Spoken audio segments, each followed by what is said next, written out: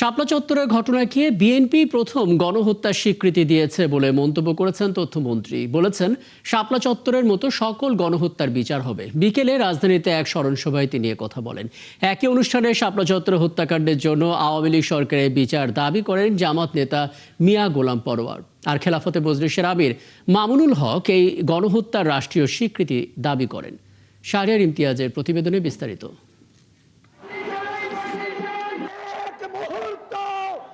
ইসলাম ধর্মবিরোধীদের সর্বোচ্চ শাস্তি মৃত্যুদণ্ড সহ ১৩ দফা দাবিতে ২০১৩ সালের ৫ মে মতিঝিলের শাপলা চত্বরে সমাবেশ ডাকে হেফাজতে ইসলাম।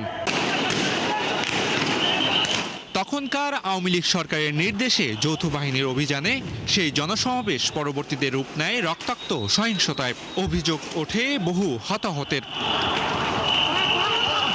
শাপলা চত্বরের হত্যাকাণ্ডের এক যুগ পর শাহবাগের জাতীয় জাদুঘরে এই স্মরণসভার আয়োজন করে শাপলা স্মৃতি সংসদ নামে একটি সংগঠন। স্মরণসভায় উঠে আসে শাপলা চত্বরের ঘটনার প্রেক্ষাপট, বিচার চাওয়া হয় দোষীদের। সংবিধান থেকে ইসলামী চেতনাকে মুছে ফেলার ষড়যন্ত্র এমন ভাবে হচ্ছিল, তার একটা আউটবাস্ট হিসেবে হেফাজতে ইসলামের উদ্যোগে ইসলামী জনতা ঐতিহাসিক এই ৫ই মের মহাসমাবেশের ডাক দিয়েছে। শাপলা গণহত্যাকে ইতিহাসের পাতা থেকে মুছে দেওয়ার জন্য সকল ধরনের চেষ্টা তারা চালিয়েছে এবং আমাদের বীর শহীদদের পরিবারবর্গ পর্যন্ত ভয়ে আতঙ্কে সে সময় পরিচয় দিতে ভয় পাচ্ছিলেন। সার্বজনীন আন্দোলন এবং সংগ্রাম যেটাকে বলা হয়, সেটা আক্ষরিক অর্থেই শাপলার সংগ্রামটা ছিল।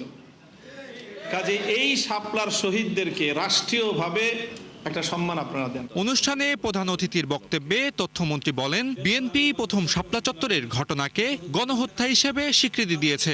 আনুষ্ঠানিকভাবে জাতীয় সংসদ জুলাই অভ্যুত্থান এবং শাপলা চত্বরের শহীদদের সহ সকলের সম্মান যা যা দেওয়ার যতটা সম্ভব সবটাই আমরা দেওয়ার চেষ্টা করেছি। ন্যাক্কারজনক গণহত্যার পরে বিএনপির বিবৃতিতেই প্রথম এটাকে গণহত্যা হিসাবে চিহ্নিত করা হয়েছিল।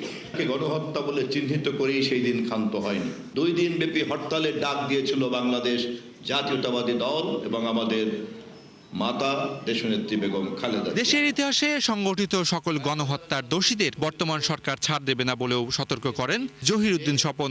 বাংলাদেশে কোনো অপরাধকে আমরা তামাদি হতে দেব না।